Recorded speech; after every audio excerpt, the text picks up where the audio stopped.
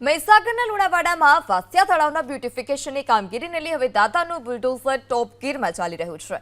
Police બંદોબસ્ત સાથે તળાવ નજીક કરવામાં આવેલા ગેરકાયદે જે દબાણો હતા તે દૂર કરવામાં આવ્યા। 2 એકર જમીન પર અંદાજિત 80 થી 90,000 ફૂટ પર દબાણ કરવામાં આવ્યા હતા અને આ દબાણો પ્રશાસનની હાજરીમાં જ તોડી પાડવામાં આવ્યા છે। પ્રશાસને કામગીરી કરી દબાણ હટાવવાની કામગીરી દરમિયાન જિલ્લા પોલીસ વડા ડીવાયએસપી સહિત 6 પીઆઈ, 12 પીએસઆઈ, 82 પોલીસ જવાનો અને 20 પોલીસ કર્મચારીઓ પોલીફોન કેમેરા સાથે બંદોબસ્તમાં જોડાયા હતા। દાદાનું બુલડોઝર હવે લુણાવાડા નગરપાલિકામાં પણ ચાલ્યું છે। અહીંયા આપણે આ તળાવનું બ્યુટિફિકેશન માટે 7 કરોડની ગ્રાન્ટ મંજૂર થઈ છે।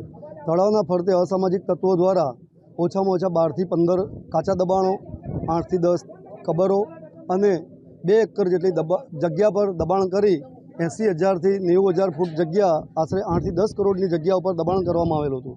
નગરપાલિકા તંત્ર, વહીવટીતંત્ર, કલેક્ટર સાહેબના આદેશ અનુસાર અને એસપી સાહેબની સૂચના સીધા માર્ગદર્શન હેઠળ આ દબાણો દૂર કરવાની કામગીરી ચાલુ કરવામાં આવેલ છે।